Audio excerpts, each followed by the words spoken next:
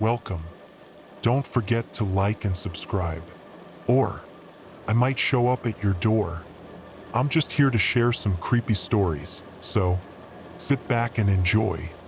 Disclaimer: the content presented in the video is purely for entertainment purposes only. The theories and stories discussed in this video are speculative and are not supported by any evidence or proof. Viewer discretion is advised. I wake up to the sound of my phone vibrating on the nightstand. The screen glows in the dark room, illuminating the time, 3:14 a.m. Too early for anything good. I rub my eyes, expecting some weather alert or an Amber Alert. Instead, the words on my screen make no sense. Emergency alert. Stay out of churches. That's it. No further explanation. No context. Just a stark white background with bold, black text. I stare at it for a few seconds before swiping it away. My brain is still too foggy to process it. Maybe a glitch, a test alert accidentally sent out. I roll over and try to go back to sleep, but my phone buzzes again and again. Social media is already in chaos.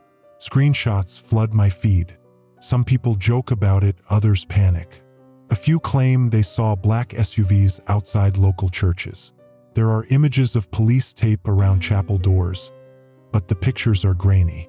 I scroll mindlessly, my stomach tightening. My hometown isn't big, just a mid-sized place with too many liquor stores and not enough streetlights. We've got a handful of churches. One of them, St. Augustine's, sits just a few blocks from my apartment. I check the local news. Nothing. Not even an acknowledgement of the alert. Just the usual political garbage and a couple of crime reports. I tell myself it's nothing, just an error. But I don't sleep. By morning, the alert is still up. The government hasn't said a word about it. No news reports, no corrections. Just silence. The weirdest part? The emergency alert system never repeats the same message. It's still pinned at the top of my phone. A lingering reminder that something is wrong. I throw on a jacket and head out for coffee. The air is thick with humidity. The sky choked with low gray clouds. People are talking about the alert. The woman ahead of me in line whispers about how her cousin went to church last night and hasn't responded to any calls. The guy behind me mutters that it's some kind of experiment. I scroll through more news on my phone. That's when I see it. A small town in Ohio, Pine Hollow, has vanished overnight. The article is vague, bordering on misinformation. Something about a gas leak. Something about the National Guard evacuating residents. But there's no footage of fleeing people, no interviews with survivors. Just a single unsettling image, a small wooden church with its doors wide open. The caption says the town was fine yesterday. No one from Pine Hollow has posted online since. A chill runs through me. I close out of the article, grab my coffee, and start walking towards St. Augustine's. By the time I reach the church, the streets feel emptier than usual. St. Augustine's is old, built in the late 1800s. A small stone chapel with a towering steeple and stained glass windows. The kind of place that always feels a little too quiet, a little too untouched by time. Only now it's locked up. Heavy chains wrap around the double doors. The windows are boarded from the inside. I take a step closer, my shoes crunching on damp gravel. There's a piece of paper taped to the door. The handwriting is rushed, almost frantic. Do not enter. They are not gone. A gust of wind blows past, rattling the loose chain. The air smells stale, like mildew and burnt candle wax. I knock, half expecting an answer. Silence. That's when I hear it. A sound from inside. A soft, rhythmic tapping. Slow and deliberate. My heart starts pounding. I tell myself it's just an echo, maybe an old building settling. But something about it feels wrong. It doesn't stop. I take a step back, the unease curdling in my stomach. My phone buzzes again. Another alert. I don't check it right away. I can't. My eyes are locked on the stained glass window above the church doors. The colorful image of a saint holding a book. Only, something about the face looks different. The glass is warped, distorted.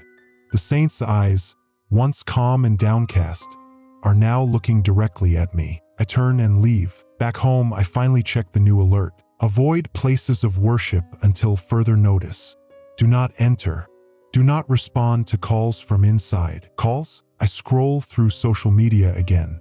A new video is going viral. A priest in Florida is filming himself outside his church, breathing heavily, hands shaking. He says people went in for evening mass and never came out.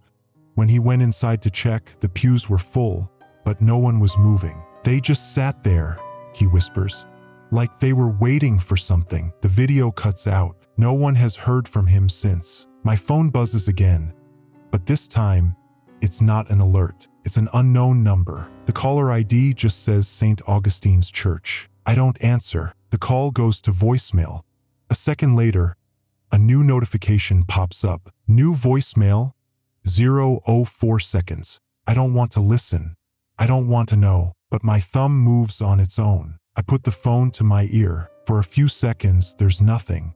Just static, the kind of empty hiss you get on old radio frequencies. Then a voice, my voice, whispering back to me, "Come inside." I don't sleep that night. The voicemail replays in my head, over and over. The whisper, my own voice, telling me to go inside. I know I didn't record that. I know I didn't say those words, but the worst part, I deleted the voicemail. And when I checked my phone a few minutes later, it was back. By morning, the emergency alert is still on my phone. I half expect the government to issue a correction, to tell us it was a mistake. But the alert remains unwavering. No news reports, no official statements. I pour a cup of coffee with shaky hands and force myself to check the voicemail again. My heart hammers in my chest as I press play. "Come inside," still my voice. But something is different this time. There's a second voice layered beneath it. A fraction of a second behind my own, distorted, warped, like a delayed echo. I slam my phone onto the counter and step back. It's not just repeating me, it's learning me. I need answers. Social media is still flooded with speculation. Theories range from secret military experiments to mass hysteria, but no one actually knows anything. More towns are going dark. Not just Pine Hollow.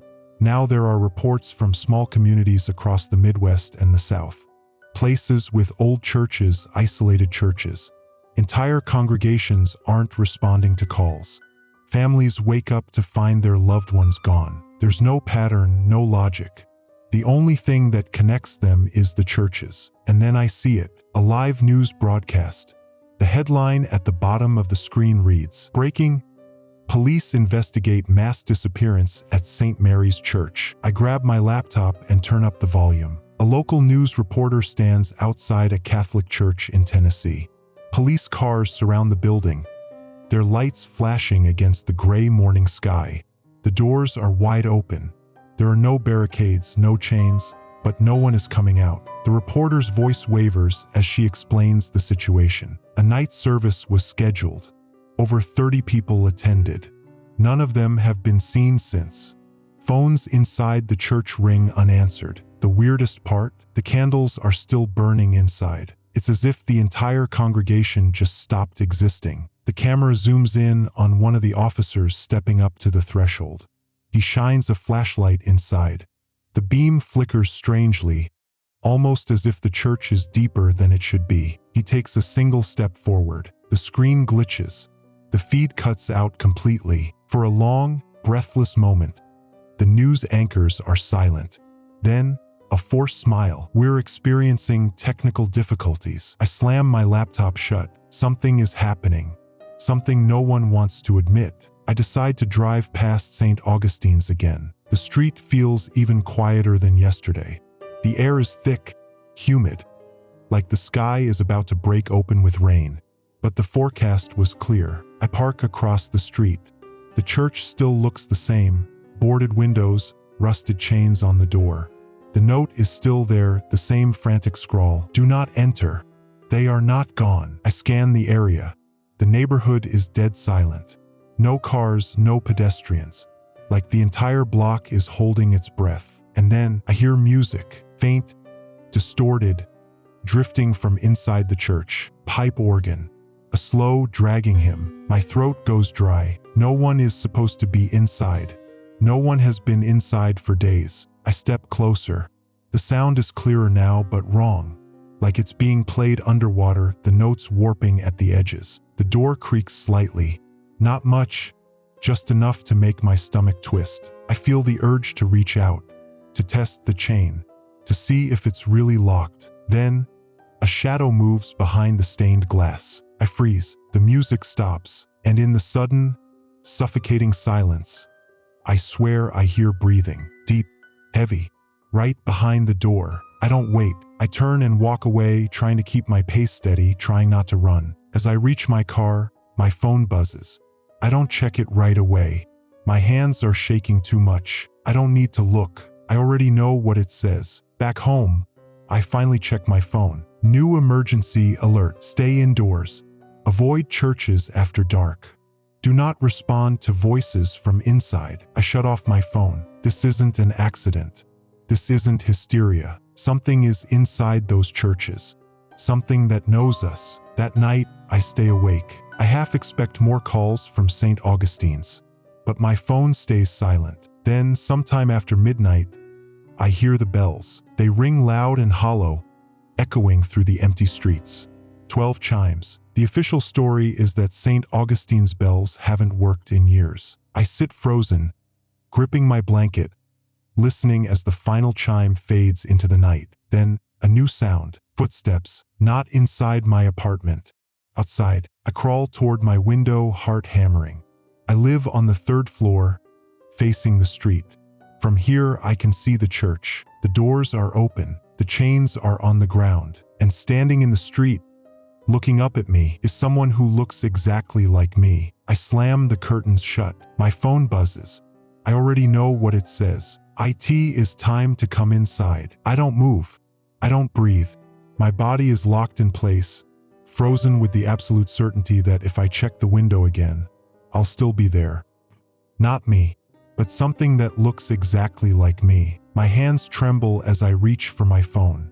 I expect another emergency alert, another warning, but it's worse than that. The voicemail is back.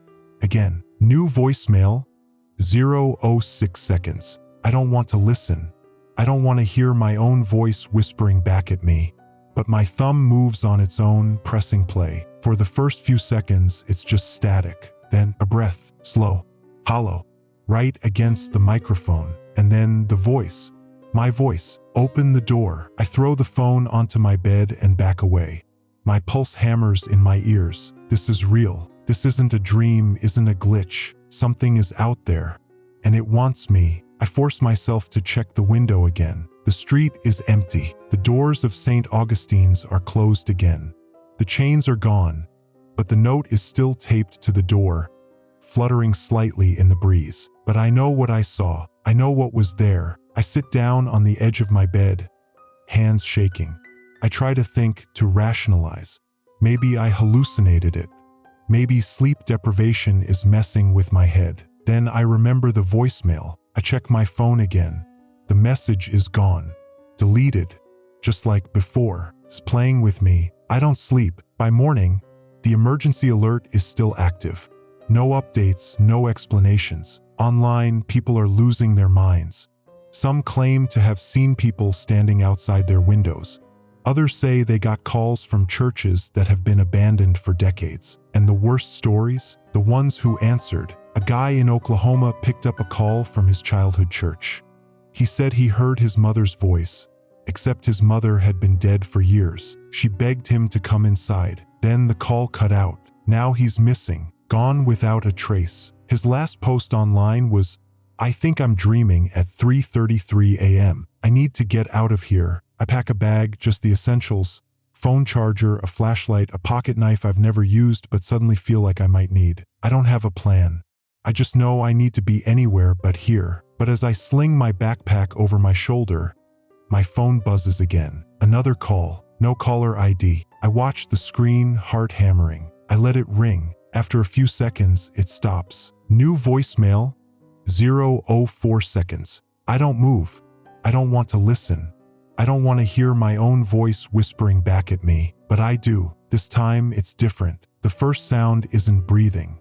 It's church bells, soft, distant, ringing in a slow, deliberate pattern. Then, look outside. I don't want to. I shouldn't.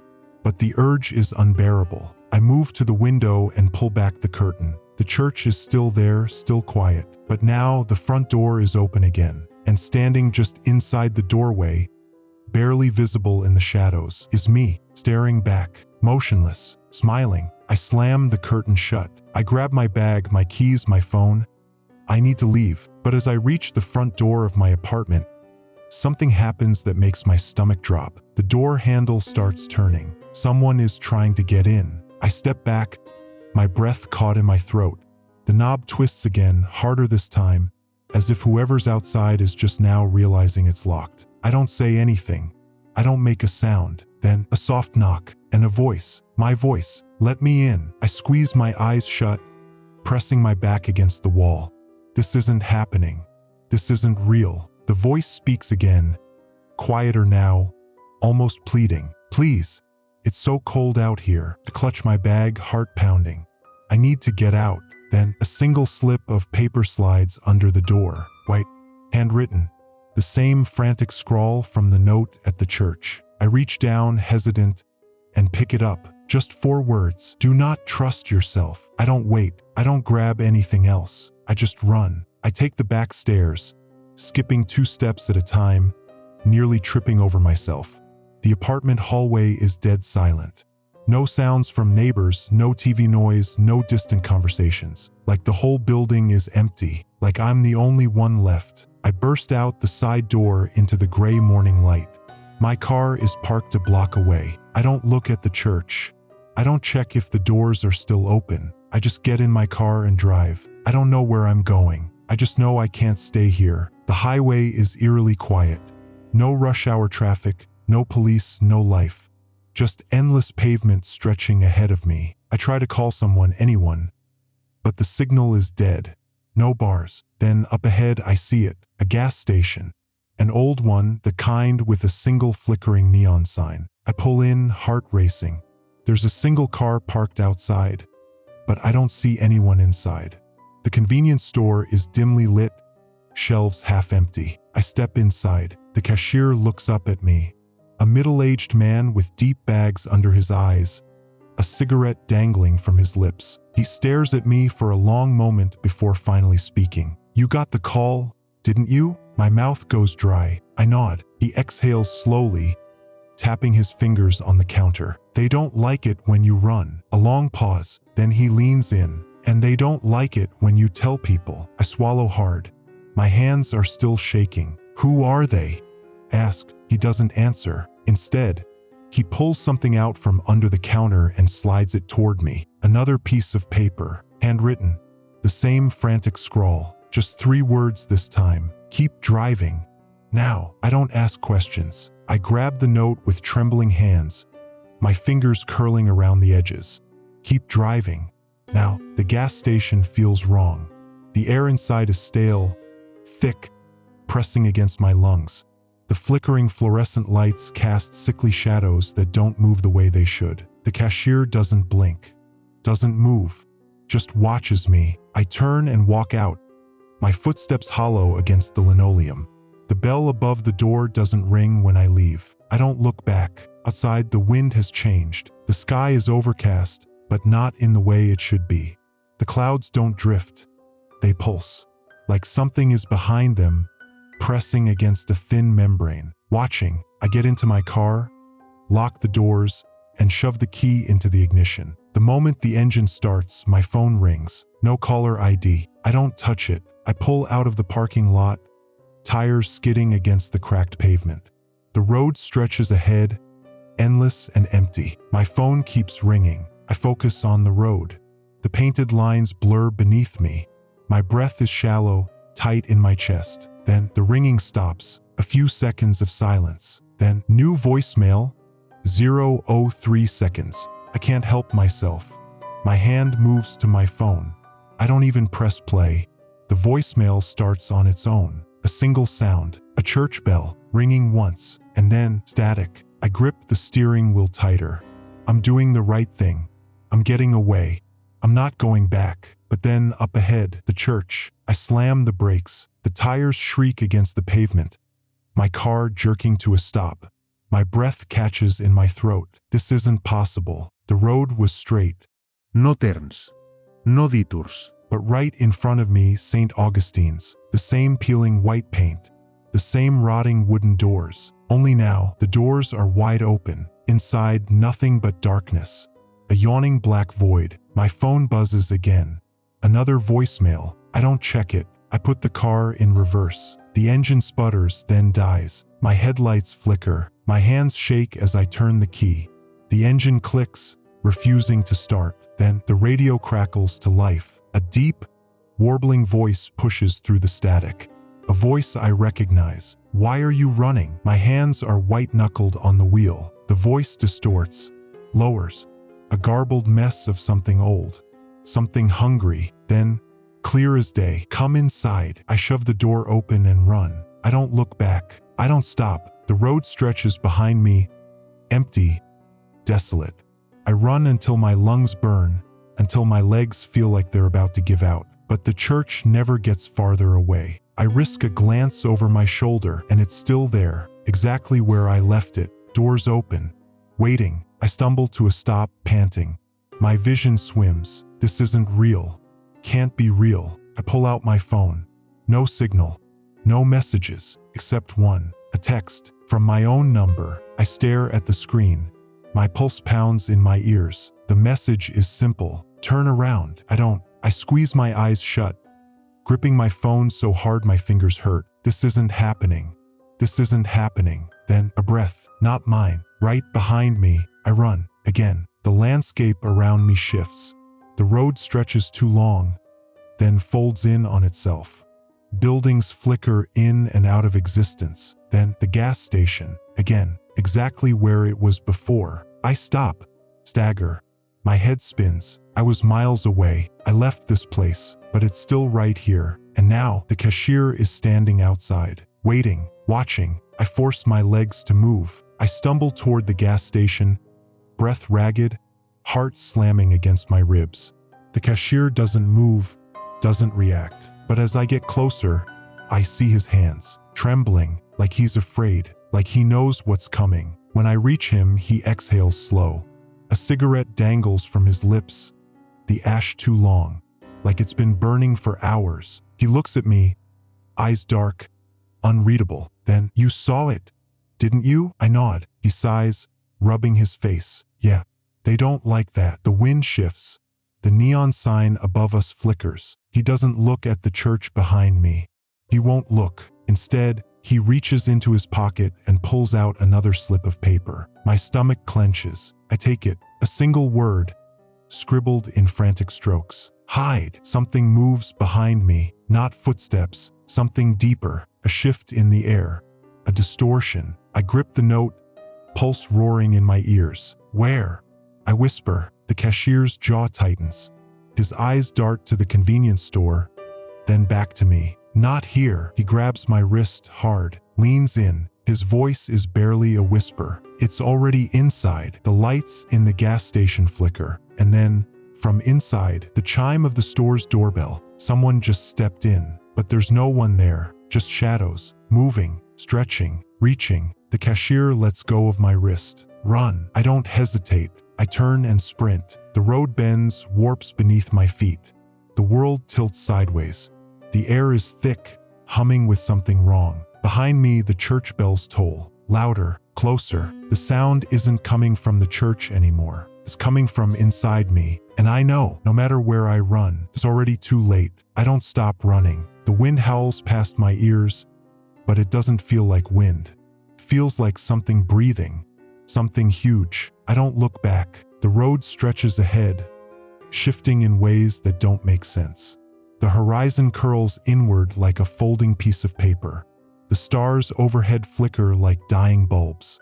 The world is losing its shape, and the church bells, they're still ringing. Not behind me anymore, not in front of me, inside me. A slow, rhythmic tolling, vibrating in my bones, thrumming beneath my skin. I press my hands against my ears, but it doesn't help. The sound isn't coming from outside. It's in my skull, a memory I was never supposed to have. I don't know how far I run. The road doesn't end. The buildings don't make sense. Some are familiar, some are twisted versions of places I've never been. The streetlights flicker. Some glow too bright, others cast no light at all. And then, finally, I see it. A motel, run down, peeling paint. The vacancy sign flickers erratically. Shouldn't be here. I've driven this road before. I know it wasn't here before, but right now I don't care. I need walls. A door. A lock. I stumble toward the entrance, legs weak, lungs burning. Something is watching me. I can feel it. I throw myself against the door and shove it open. Inside, the motel is too quiet. The air is thick, pressurized, like the inside of an airplane before the cabin bursts. The lobby is empty. No guests. No staff, but the front desk light is on. A clerk sits behind it, middle-aged, skin pale, hair thinning. But it's the eyes that stop me. Too wide, too alert, like he hasn't blinked in hours. He watches me, doesn't speak. I clear my throat, trying to keep my voice steady. I need a room. No response. I take a cautious step closer. His gaze flicks to something behind me just for a second, then back to me. His fingers twitch on the counter. Then, slowly, he reaches for something beneath the desk. I tense. A weapon? A phone? But when his hand reappears, he's holding a key. Room 6. He slides it across the counter. His lips part like he's about to speak, but no sound comes out. Then, in a voice that barely exists, he whispers, "Don't turn on the TV." I don't ask questions. I take the key. My hand brushes his as I do, ice cold. The second the key leaves his grip, he exhales, relieved, like he's passed something off, like I've taken something from him. I don't like that feeling. I don't look back as I head toward my room. The hallway is narrow, too narrow, the ceiling too low. The walls press in, the dim bulbs overhead flickering. I count the doors as I pass. Room 1, Room 2, Room 3. The numbers are painted on metal plates. Old, rusted. Some of them are scratched out. Room 4, Room 5. I stop. Room 6 is open, the door slightly ajar, like someone's waiting for me. I push the door open. The room is normal. A bed, a nightstand, a lamp with a yellowed shade, the smell of stale air and old carpet. I close the door behind me, lock it. There's a mirror on the far wall. It reflects me. My sweat-soaked shirt, my wild eyes, my shaking hands. For a second, I see something else. Something tall standing behind me, a shadow where there shouldn't be one. I spin around, nothing. The room is empty, but something's wrong. I feel it, a weight pressing against my skin, pushing into my skull. And then the TV turns on. Static, hissing, writhing static, filling the room. I didn't touch the remote. I didn't even see a remote. I reach for the power button, then I stop. Something is moving inside the static. Dark, shifting shapes. Something is talking, a voice layered beneath the hissing, whispering words I almost understand. The words feel old. My blood turns to ice. I slam the power button. The screen goes black. The room is too quiet, like the static is still there, just out of reach. Then, from outside, a church bell. I freeze. It's here. I don't know how, but it found me. I move to the window, peeling back the curtain just enough to see outside. The parking lot is empty.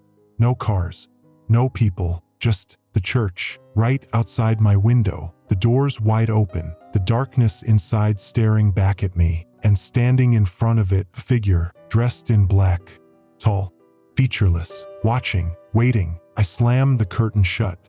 My breath comes in shallow gasps. I back away from the window. I need to get out. I grab the key, move to the door, unlock it, and freeze. The hallway light is out. The whole motel is dark. The air feels different, like it's not just empty, like it's missing, like I opened the door to somewhere else. And then footsteps, slow, measured, coming down the hall. I hold my breath. My fingers tighten around the doorknob. The footsteps stop, right outside my room. A shadow blocks the light under the door. Something is standing there. Then a soft, wet tap against the wood, like fingers, then another and another, like it's feeling the door, feeling for me. I step back, my heartbeat slamming against my ribs. The tapping stops, silence, then a voice from inside the room. Behind me, "You shouldn't have come here." I don't turn around. I don't move. I don't breathe. And then the church bells ring again, this time from inside my own head. I don't turn around. I can't. The voice is behind me, too close. I feel it in my bones, vibrating, deep and hollow. It's not a normal voice. It's layered, a whisper that folds over itself, as if multiple people are speaking at once. Dozens, hundreds, all saying the same thing in different tones, different pitches. I want to run. I want to move, but I don't, because I know if I turn around, I'll see it, and I can't see it. Not if I want to stay sane. Not if I want to stay human. The motel room is small, but the air is too vast. A pressure that shouldn't be here. My shadow stretches unnaturally long, twisting on the floor. The voice speaks again. "You were warned." The church bells toll inside my skull. My breath comes in short gasps. The sound of it is too loud in the silence. The door is still cracked open. The hallway outside is pitch black. No, not black. Something is moving out there.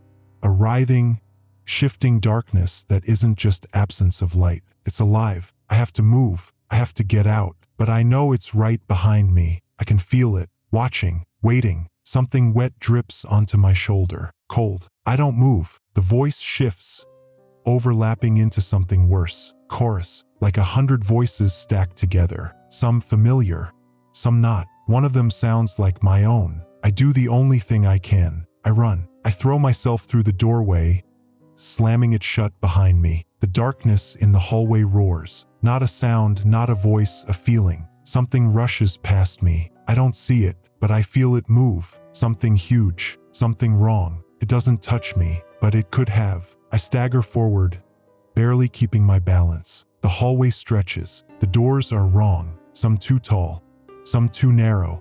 Some are upside down. Some don't exist anymore. My footsteps echo, but not at the right time. The sound comes before I step. I'm being followed, and then I hear it. A choir, soft at first, rising, growing. The voices from the TV. The voices in the static.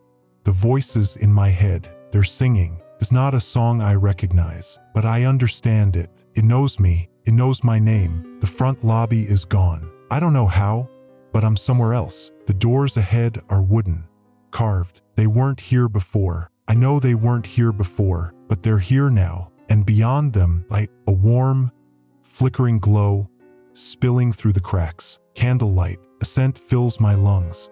Incense, sweet and smoky.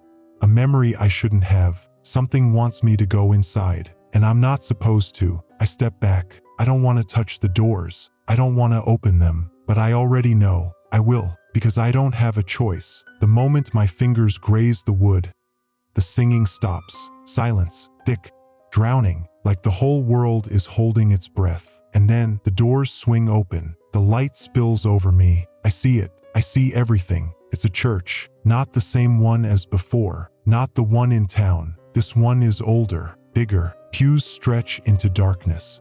The ceiling is too high, not a single bulb, just candlelight and people. So many people. They sit in the pews, heads bowed, not moving, not breathing, just waiting. For me, I feel it in my bones. I don't want to move forward, but I do. The doors shut behind me. I don't touch them. They just close. The church is massive, but it's not empty. It's full. Rows and rows of people. I step forward. They don't react. Their clothes are old, faded, worn thin. I step closer. The candlelight flickers, and I see their faces. They don't have any. Not blurred, not erased, just blank. Smooth skin where their eyes, noses, mouths should be. Their hands clasped in their laps. Still, waiting. The church bell tolls. Not outside, not in my head. Right here. The sound rattles my ribs. The air ripples. And then the congregation stands, all at once, perfectly in sync, silent, waiting. I don't move. I don't breathe.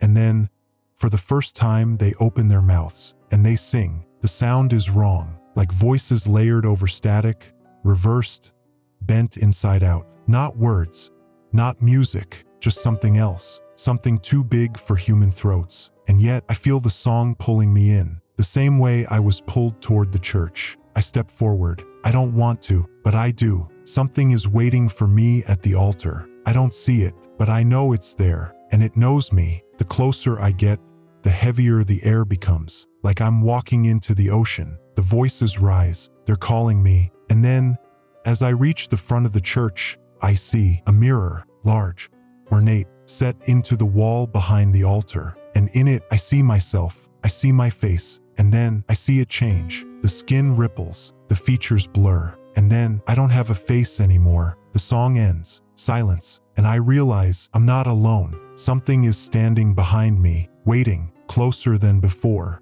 And then, in a voice I can't recognize as my own, I whisper, I understand. I stand before the mirror. I don't recognize what's looking back. Not at first. The reflection is wrong. A blur where my face should be. The edges of me ripple, warping like a slow current beneath the glass. And then I see something move, not behind me, inside the mirror. I don't want to turn around. I know something is standing there. I feel it in my bones. It's waiting, watching. The congregation behind me is silent, so silent. I feel their presence like a weight on my back.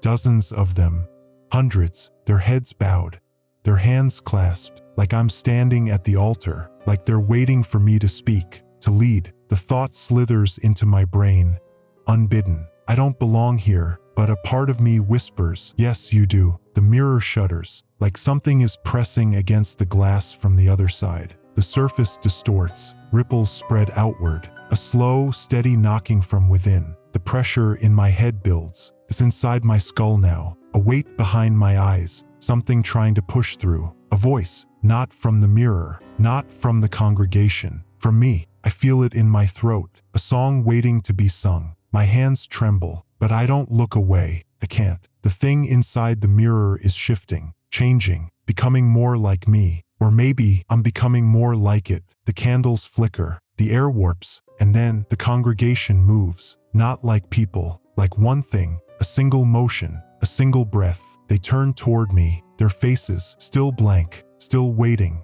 and then all at once, they kneel. I flinch. The air ripples again. Something laughs, not aloud. Inside me, the weight in my skull presses harder, and then I hear it, a whisper, a chorus of voices. You understand now. I want to scream. I want to run, but I don't, because I do understand. I don't know how, but I do. The truth isn't spoken. It's felt. This place, it isn't a church. Not really. It never was. Not a place of worship, a place of gathering, a place of becoming. I was never meant to leave. None of us were. The mirror shifts again. The figure inside is clearer now. Not a blur, not a shadow. It's me, but not. Something wearing my shape, my height, my build, but not my face. Its features are smooth, blank, like the congregation. It raises a hand. So do I, but I don't mean to. It smiles. I don't have a mouth, but it smiles. A slow, creeping curve where my lips should be. And then it steps forward. I stumble back. The reflection doesn't break. It emerges, like stepping through water. My not face ripples. And then it's here, standing in front of me, breathing,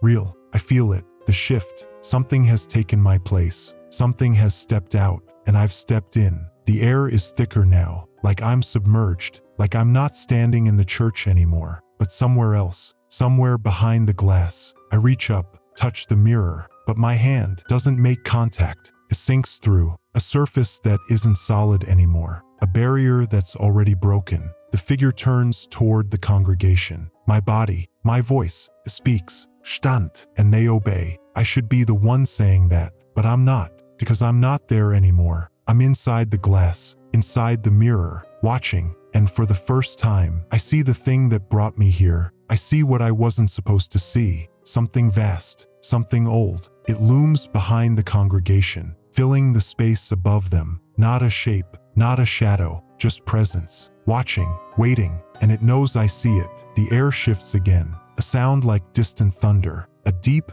hollow tone that vibrates through my bones. Not a bell, not a voice, something else. The thing behind the congregation doesn't move, but I feel its attention shift, focusing on me, behind the glass, inside the mirror, where I can't speak, where I can't warn them. And then I realize the thing wearing my face isn't just me. It's more. It's part of them now, part of it, and I've been left behind. The candles flicker, the congregation moves, a slow, shuffling march, leaving the pews, filing toward the doors. My voice screams inside my head, but no sound comes out. I pound against the mirror. It doesn't break. It doesn't even ripple. And then the figure that stole my shape turns, looking at me, but it doesn't have eyes, just smooth, blank skin where my face should be. And then it smiles. And I know, it's not just taking my body, it's taking my place out there in the world. And no one will know, no one will ever know, because it is me now, and I am nothing. The doors open, the congregation steps out into the world, and the thing wearing my face follows. The candlelight dies, darkness swallows the church, swallows the mirror, swallows me, and I am left behind, trapped, lost, forgotten. And then, for the first time, I hear the bell toll, and the last thing I think before the darkness takes me is, I should have stayed out of the church. I am nowhere. No walls. No floor beneath my feet. No air in my lungs. I don't even know if I'm breathing, or if I need to. The mirror is gone. The church is gone. Everything is gone, except me,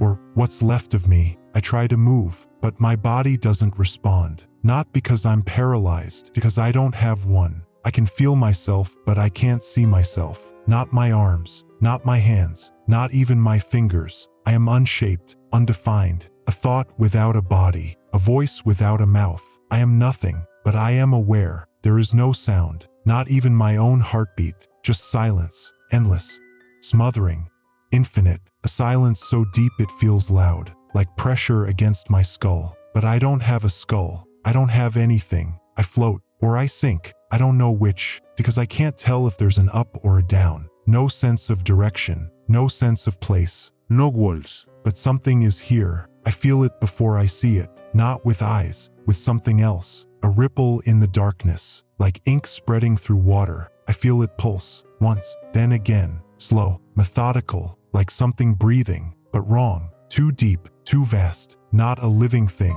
presence, and it's watching me. I try to speak, to ask what this is, where I am, but the moment I think the words, it answers, not with a voice, with understanding, like the meaning is just placed inside me, a truth too vast to comprehend, a concept too large to fit inside my mind. But I try, and this is what I understand. I have stepped behind the veil. I am in a place that is not a place, a holding, a waiting. This is where they go, the ones that are taken, the ones that are replaced, the ones that were meant to be forgotten. And I am one of them now. I should panic, but I don't, because something is keeping me calm, like my emotions are being held in place, contained, controlled. I don't know how long I float in the silence. Minutes, hours, centuries. There is no time here, only existence, only awareness, only waiting. And then I see them, shapes in the darkness, moving, shifting, not like people, like memories, like echoes. They are dim, weak, fading with each passing moment. And I know they were like me once. They had bodies, they had lives, they had names, but not anymore. Now they are hollow, now they are less, and soon they will be gone. I want to scream, to fight,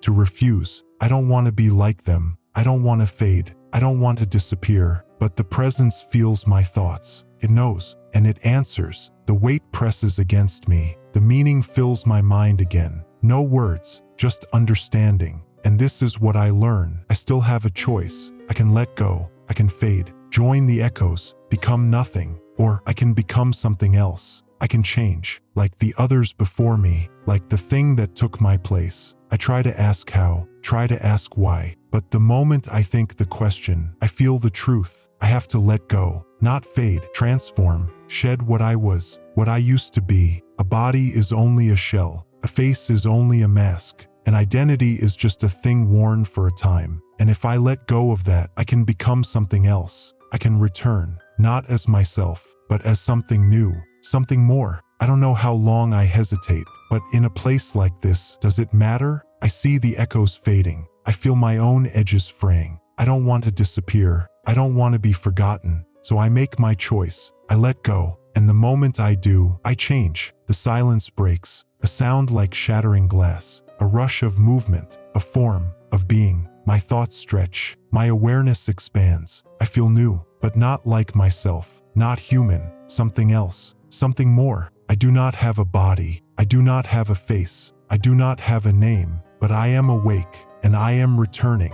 The veil shifts, the world tilts, I rise, or maybe I fall. I do not know the difference anymore, but the moment I cross the threshold, I understand. I am not what I was. I am not who I was. I have been reshaped, reborn, and when I return to the world, no one will know, because I am not me anymore. I am something better, something perfect. I step forward, back into the world, and when I open my eyes, I smile, because now I belong. I wake up in the church. At least I think it's the church. The air is heavy with incense, thick and cloying. The candle flames tremble, casting warped shadows along the walls. The pews stretch in endless rows, vanishing into the darkness beyond the altar. Something feels wrong, not just with the church, with me. I lift my hand. The fingers move as I command them to. The skin stretches over the knuckles, pale and unbroken. I press a hand to my chest. There is a heartbeat, slow, steady, mine, but it doesn't feel like it belongs to me. It's as if I'm wearing my body like a suit, like I've slipped into something familiar but foreign, like I'm playing the role of myself. I should be afraid,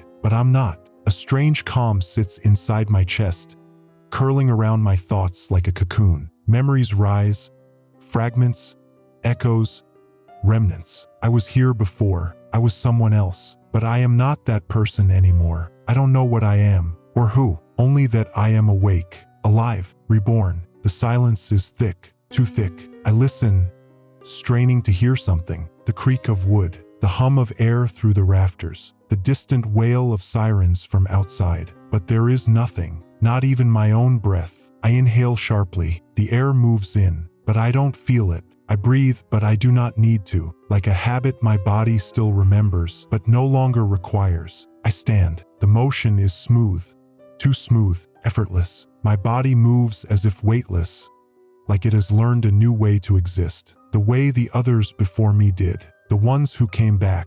The ones who were taken and returned. The ones who walked in stolen skin. Like me, a cold realization settles inside me. I press a hand to my chest again. The heartbeat is steady, perfect rhythm, but it is not mine. It never was. It is a copy, a memory of what I used to be. Not real, just something imitating real. The door to the church is open now, a gaping wound in the darkness, a call to step through, to leave, to return to the world. But I hesitate, because when I look down at my hands, I don't know if they are mine. They look like mine, they move like mine, but there is a feeling deep in my bones, a whispering truth at the back of my mind. I am not who I was, I am something else. I step forward, the church shifts, the walls seem to breathe, the air hums with something unspoken. And I know, with a certainty that terrifies me, the church is not a place. It is a threshold, a wound between worlds, a place where things step through and come back different. I walk toward the doors. Each step is lighter than the last, like my body is adjusting, like it is learning how to exist in this new form, how to move, mimic, deceive, how to blend in, because that's what they do. That's what we do. We come back, we walk among them, and no one knows. I step out into the night. The world is silent, not like before, not unnatural, just waiting. The sky is dark. The moon is gone. The streetlights flicker with uncertain light. I smell rain, but the pavement is bone dry. Everything is familiar, yet it all feels off, like I am looking at a photograph of a place I once knew. Perfect replica, but not the real thing. I start walking, feet moving without thought, without hesitation. Part of me wonders where I am going, where I should go, but another part already knows. A name drifts through my thoughts, a name that used to belong to me, but it is just a name, just a word, a thing I can wear or discard. It doesn't matter, because I remember my life, I remember my home, and I remember who I need to see. The thought does not scare me. It should, but it doesn't, because I know my purpose now. I know why I have been sent back.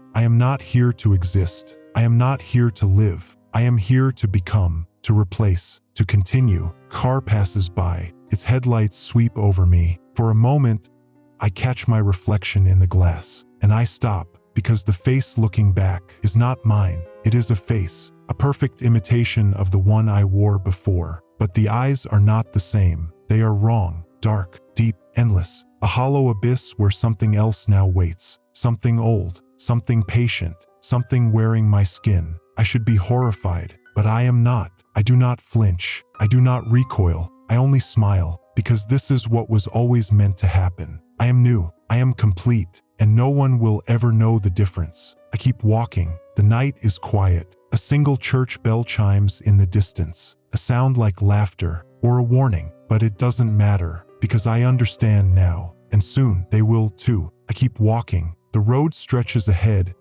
empty and quiet. The air is thick with the weight of something unseen. Not silence, expectation. The world is watching, waiting. My home is close. I can feel it. A memory stitched into my mind. The shape of the door, the scent of dust in the hallways, the sound of my own voice, speaking a name that belongs to me, or used to. The name does not matter, only the role it plays, only the continuation. A streetlight flickers as I pass beneath it. The bulb hums, the shadows stretch. I catch a glimpse of myself in a shop window. The face is perfect, every detail in place, and yet it is a mask, a replica, a testament to something that no longer exists. I try to remember what happened in the church, the before, the moment where I changed, but it is hazy, like trying to hold water in cupped hands. It slips through, leaving only a vague impression, a whisper of something vast, something endless, something that opened inside me. I turn onto my street.